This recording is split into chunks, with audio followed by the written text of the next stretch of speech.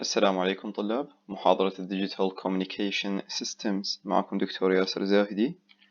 في هذه المحاضرة إن شاء الله راح ناخذ البارت 5 اللي يتكلم عن Baseband Modulation.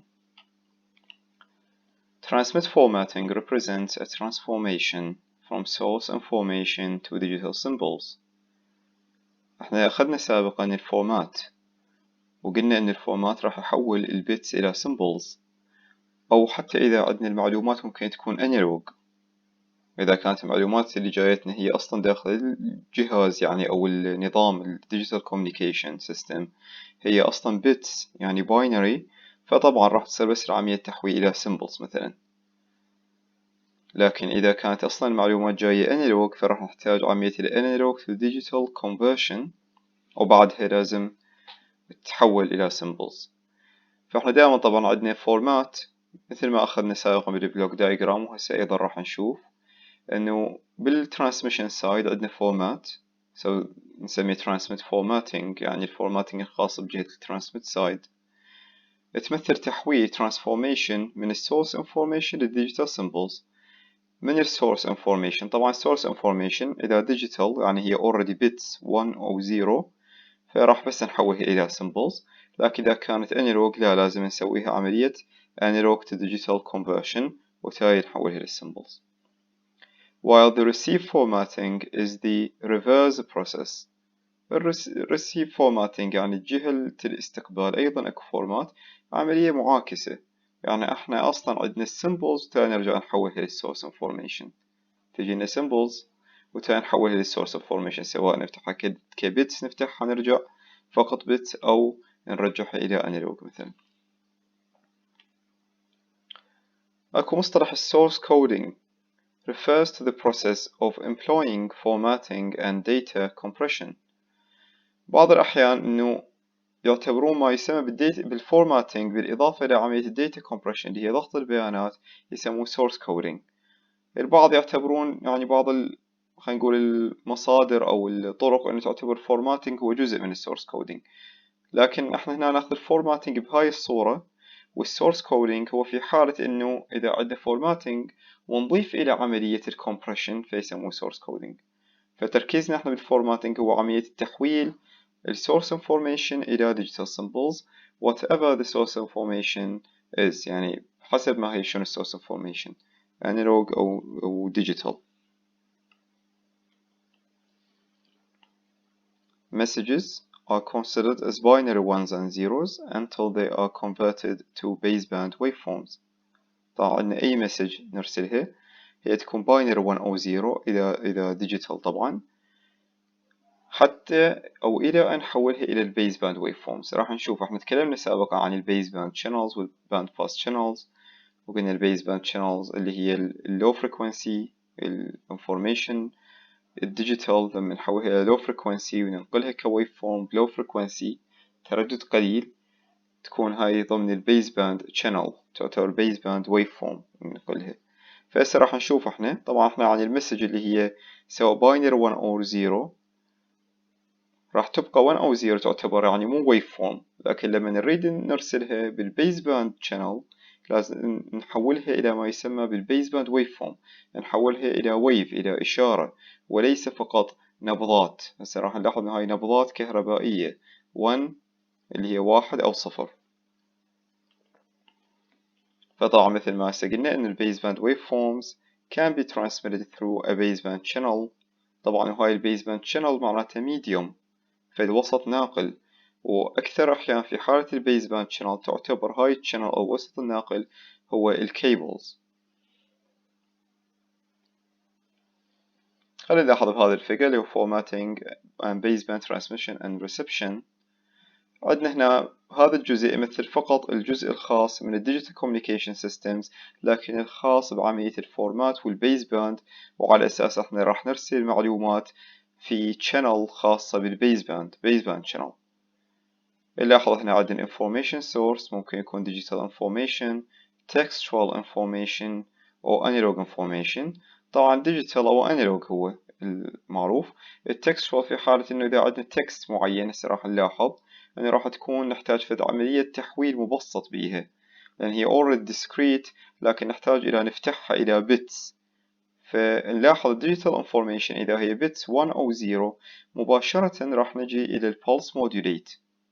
هذا ال pulse modulate راح يقوم بعملية تحويل إلى baseband waveforms تالي.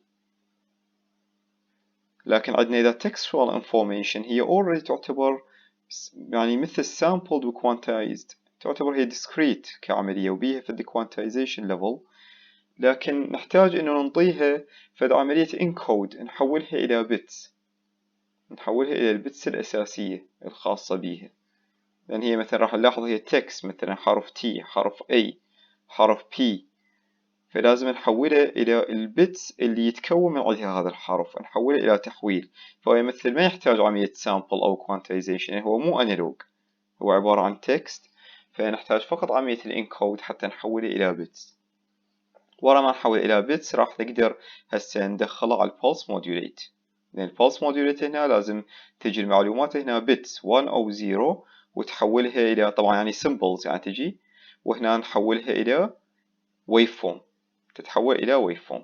يعني تجي symbols bit يعني bits symbol of bits، اللي يعني قلنا احنا السيمبل هو مجموعة، إذا تذكرون قلنا هو عبارة عن package لمجموعة من البيتس، إذا 2 أو 4 سوا أو 8 سوا نحطهن كل 2 سوا أو 4 سوا 8 سوا تنحط بسيمبل.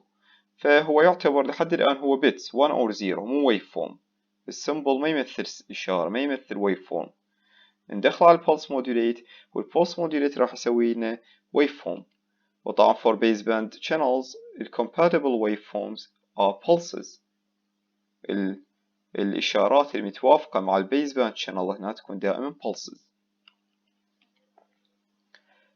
طبعا في حالة ال analog information راح نحتاج إنه عملية تحويل كامل analog to digital conversion، اللي هي sample quantization quantize تالي encode، وتالي هنا بتروح على pulse modulate. لو تلاحظوا هنا لحد الآن بهالمنطقة هنا bit stream، من ندخل على pulse modulate هذا الجزء راح يحول إلى pulse waveform، اللي هي pulse waveform. وراح ندخل على transmitting side، يعني احنا ضمن هاي الترانسميت كله، لكن راح نبدي عملية الترانسميشن نرسلها عن طريق channel اللي هي مثلا coaxial cable خلينا نقول مثلا، وتالي نجي على جزء receiving side. طبعا هنا عندنا بعدها هنا من استقبلناها هي ما زالت pulse waveform. راح نروح على عملية demodulate and detect، عملية demodulation، عندنا modulation demodulation. طبعا يعني بعض الأحيان يستخدموها interchangeably بطريقة يعني يستخدمون demodulate أو detect يعني نفس الشيء يعتبروها، لكن لا، هناك بعض الاختلاف. تاي مستقبل ناخذ انه بين الديموديوليشن والديتكشن اختلاف بسيط، ممكن البعض يعتبروها نفسها كتسمية لذلك يكتبوها demodulate and detect. المهم هي عملية انه التحقق من الإشارة. المهم بالديموديوليت راح نحول الويف فورم إلى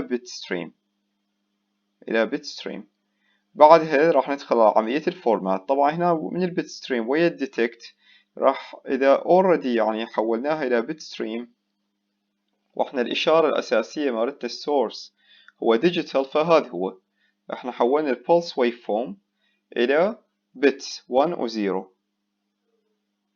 وتروح إلى ديجيتال انفورميشن.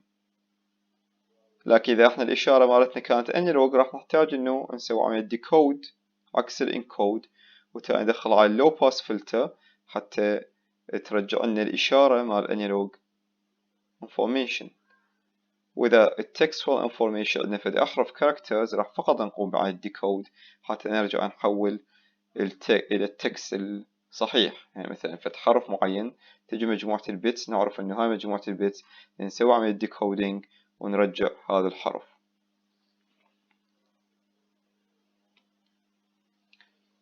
طبعا symbols are determined as group of k bits. هذا الشيء أيضا أخذناه سابقا، إنه السيمبلز قلنا package تتكون من مجموعة، كل symbol هو بمجموعة من ال k bits، عدد من البيتس بعدد k. And the number of symbols will be m equals 2 power k. و m اللي هو عدد السيمبلز، عدد السيمبلز الموجودة هو يساوي 2 power k. إذا عندنا 2 bits بكل symbol راح يصير عندنا شقد الام 4 2 power 2. when the system is using m number of symbols is called M-ary system. إذا السيستم مالتنا يستخدم عدد من السيمبلز هو m number of symbols، يعني يستخدم عدد من السيمبلز، مو مثلا يعني احنا طبعا راح هسه نجي ونشوف العدد، يعني هو عادة يجوز 2 السيمبلز إذا الباينري، لكن طبعا هو يعتبر كل نظام لما نستخدم عدد من السيمبلز أكيد مثلا ايش قد واحد، يعني مو واحد 2 3 4، خلينا نشوف مثلا 16 راح يكون عندنا M-ary system، مو يعني سيمبل واحد أكثر من سيمبل. وهذا الام هو شنو؟ هذا نفسه،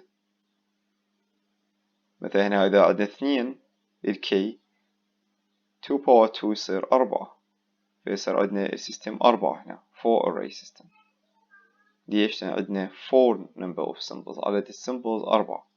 إذا 2 إذا عندنا بت واحد بكل سيمبل راح يصير ايش قد الام؟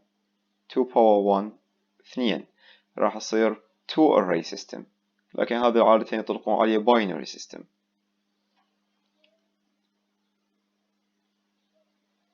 For k equals 1 the system is referred as binary. إذا كل m تساوي ايش قد؟ 2 2 the m equals to 2. The modulator in this case لما ال m تساوي 2 m equals 2 the modulator uses a waveform to represent binary 1 and another waveform to represent binary 0. إذا كان عندنا السيستم عندنا m تساوي 2 يعني نستخدم كل سيمبل ببت واحد، عندنا سيمبلين لأن هو أقل شي راح يكون عندنا سيمبلين، ما عندنا يعني عدد السيمبلز الموجودة number of symbols عادة الموجودة أقل شي يكون 2، أقل شي يكون 2 m، ما تكون m واحد، أقل شي يكون ايش قد 2. ليش؟ لأن احنا عندنا أقل حالة أو أبسط حالة إنه ممكن نرسل، يعني البيسك الأساسية إنه راح نرسل فقط 0 و 1، فتصير عندنا احتماليتين، يا إما نرسل 1 يا إما نرسل 0. لذلك أنا راح يصير عندنا احتمالية البت ايش قد؟ 1 بت، يصير 2 باور 1 لأن احتماليتين، فيصير m يساوي 2. فأقل عدد للعدد السيمبلز اللي ممكن نستخدمه النظام هو 2. طبعا لما ال m تساوي 2 الموديوليتر راح يستخدم، عندنا احنا 1 أو 0 راح يكون السيمبل عندنا لو قيمته 1 لو قيمته 0، فراح يمثل ويف فورم عندنا تمثل الباينري 1، وعندنا another waveform حتى تمثل لنا الباينري 2 العفو الباينري 0. تمام. For k equals 2 the system is referred as 4 array. m equals to 4 مثل ما قلنا 2 power 2، فهنا يصير 4 array. إذا هنا عندنا كم waveform راح تكون للتمثيل هذا النظام؟ نحتاج 4 waveforms. So the modulator uses 4 different waveforms to represent each symbol. هنا عندنا k تساوي 2 bits، يعني 0 0 0 1 1 0 1 1. فمثلا 0 0 راح تمثل waveform، 0 1 waveform، 1 1 waveform، 1 0 waveform.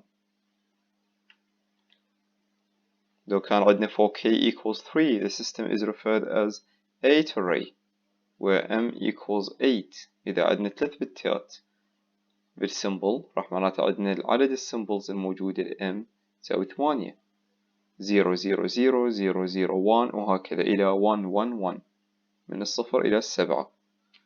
So the modulator uses 8 different waveforms to represent each symbol. طبعا نلاحظ notice k equals log 2 of m. في حالة مثلا إجانا مثلا number of symbols يساوي 8 أو يساوي 16 whatever، ونريد نعرف العدد البيتس الموجودة بالسيمبل، طبعا هنا من عدد يعني قصير يعني صغير small number فبسهولة يعني، بس إذا عدد أكبر طبعا راح نستخدم شنو log 2 of m. log 2 of m k equals log 2 of m. خلينا ناخذ هذا المثال example. عندنا message اللي هو text، هذا المسج text مكتوب think THINK خلينا نشوف شلون تصير عملية مال تحويل إلى symbols أو عملية assigning تعيين waveforms لكل symbol. هاي المسج اللي هو think، مثل ما قلنا احنا التكست نحتاج عملية نسوي له الانكود، يعني نفتح الشفرة مال عدد البتات الموجودة بكل حرف. فذاك طبعا هو التكست بما يسمى بالكاركتر كودينج، معناته كل حرف هو فد عدد بيتس حسب نوع الكودينج أو التشفير اللي سووه بيه. طبعا أكو عدة طرق، ومن عدها ما يسمى بالآسكي. ASCII اللي هي مختصر ل American Standard Code for Information Interchange. وأكو نوع اللي هو 6-bit ASCII. 6-bit ASCII معناته كل حرف هو يعني نقدر نمثله ب6 بتات. خلينا نشوف هذا. عندنا هنا T تمثل بهاي ال 6 bits 001 010. عندنا ال H 000100.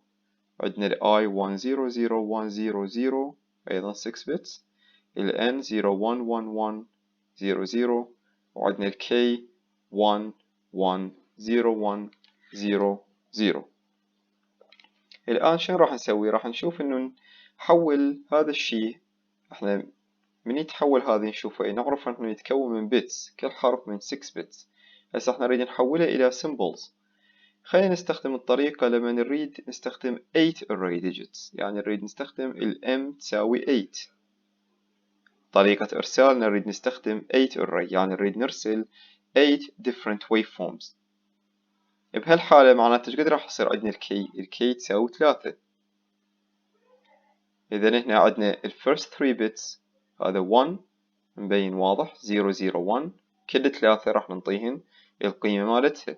هذا 2 2. هنا عندنا 0. هنا 4 4. وهذا نفس الشي 4. هنا عندنا 3 4 6 وعندنا 4. إذا هاي symbols 3 bits وهاي قيمهن.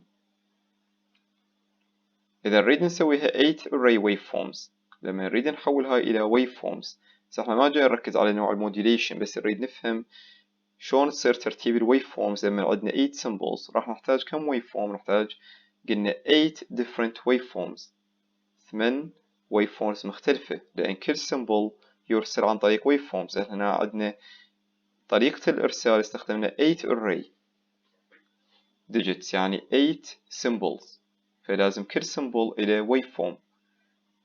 إذا هنا عندنا ال 1 راح نعطيها S1 of t، S2 of t، S0 أو S0 of t.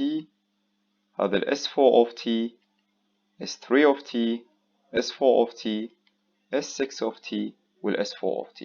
تلاحظون طلاب لأن عندنا احنا 8 احتمالات، فلازم ننطي. طبعا ما استخدمنا S7 of t و S8 of t لأن حسب الأرقام اللي عندنا. طبعا إذا عندنا مثلا هنا واحد من الأرقام مثلا غير حرف يطلع لنا هنا 8، العفو 7، لأن احنا بدينا S0 of t، فراح أكثر يعني waveform مستخدمة من ال S0 of t ل S7 of t.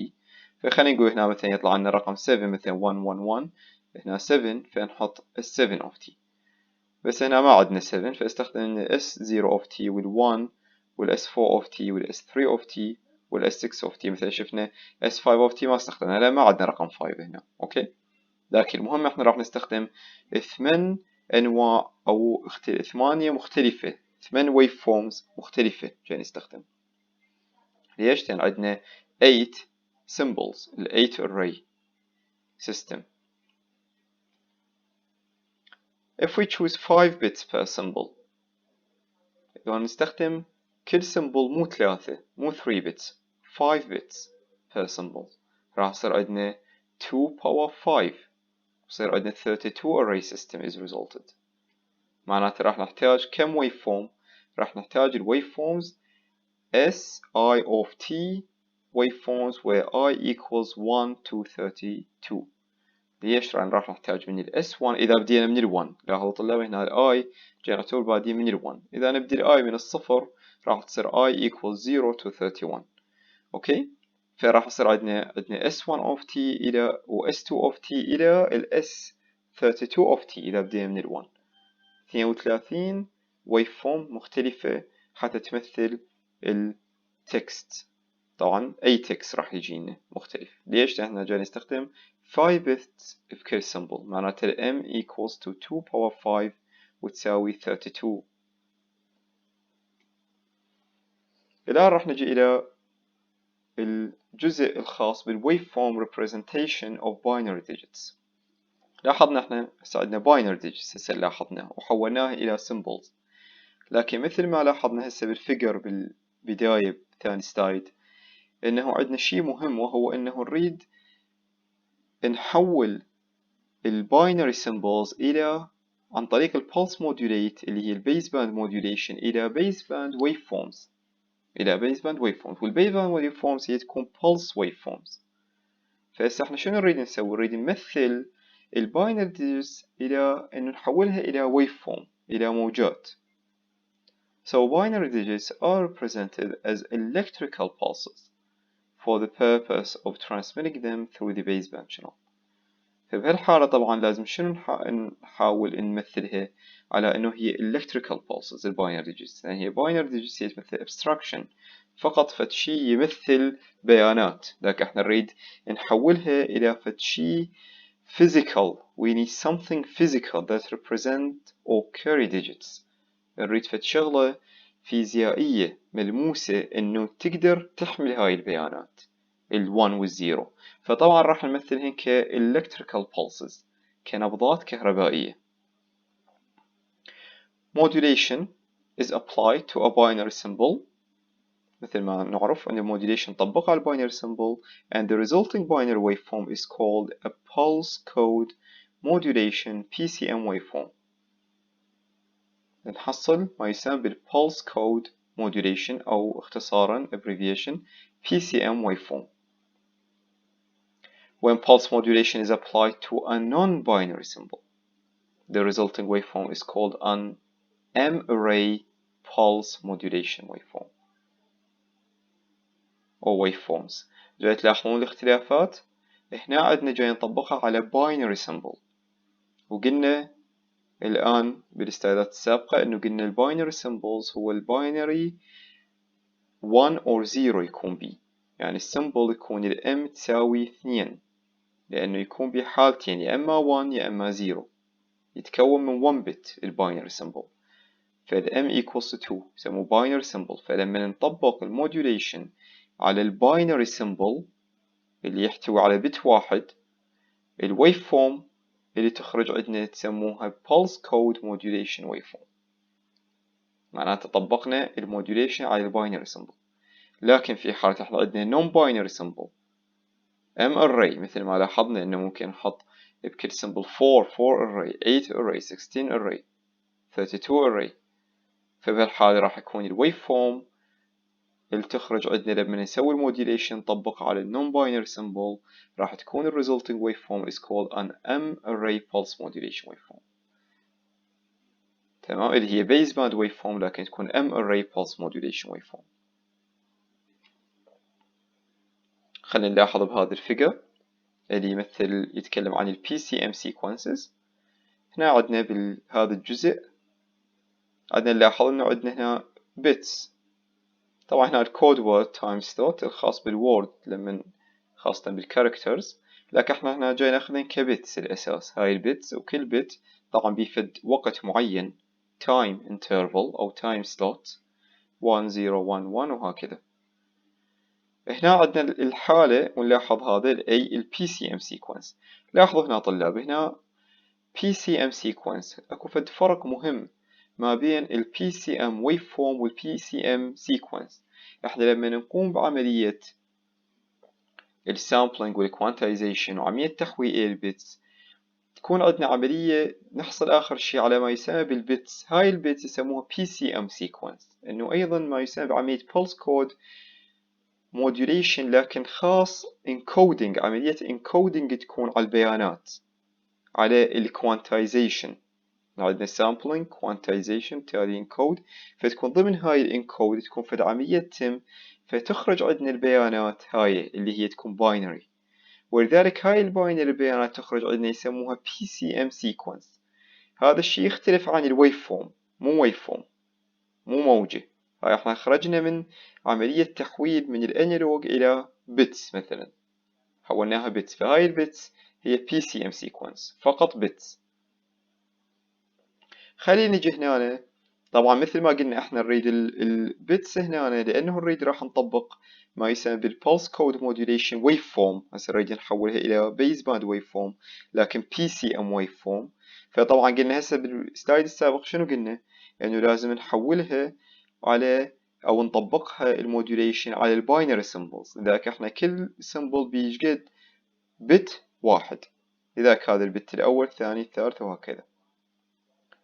لذلك هذا البت 1 هذا ال PCM sequence اللي هي فقط البيتس نجي نحولها إلى pulse representation of PCM. هنا نريد نشوف تحويلها أو كيف راح ننظر لها إلى pulses، نريد ننظر لها كنظرات pulse يعني بنظرة electrical pulse نبضات كهربائية. فراح يصير عندنا هنا ال 1 يمثل شنو؟ pulse electric pulse. هنا عندنا absence يعني ماكو pulse. هنا عندنا electric pulse هنا زيرو معناتها ماكو pulse. هنا عندنا أيضا ماكو pulse، هنا electric هنا ماكو، هنا أكو pulse وماكو pulse. لذلك عندنا sequence تمثل of present and absent pulses، إنه عبارة عن تتابع من ال pulse موجودة أو ما موجودة. إذا ال pulse موجودة معناتها تمثل 1، ما موجودة معناتها 0. الآن خلينا نشوف عملية تحويل إلى البولس ويف فورم. البولس ويف فورم لا راح تسوي لنا شنو هنا؟ تصير عملية اتصال بين البولسز، لذلك راح تكون عندنا sequence of transition between two levels. عندنا يصير عملية تحويل بين مستويات اثنين، بلس هاي هنا الفولتية الموجبة والسالبة نفس القيمة طبعا. خلينا نقول مثلا 5، فنلاحظ ال1 هاي هنا هالقد القيمة مثلا 5، هنا الماينس العكس. صارت هسه هنا عندنا شنو؟ هنا أيضا موجود ال 1 1 1 0 0 1 0 1 1 0. إذا هنا تحولت عندنا هاي تمثل pulse waveform أو PCM waveform، تكون waveform هاي وليس sequence مثل هنا. هاي waveform اللي هي تكون موجة، ونلاحظ هاي الموجة أيضا هنا الانترفال، هذا الانترفال خاص بالبت، وهاي الموجة هذا الجزء يمثل بت 1، وهذا الجزء يمثل بت 0 وهكذا. فهي صارت عندنا waveform اللي هي baseband waveform أو ال PCM waveform اللي تمت عن طريق تطبيق الموديوليشن على الباينري symbols. نكمل إن شاء الله على المحاضرة الجاية.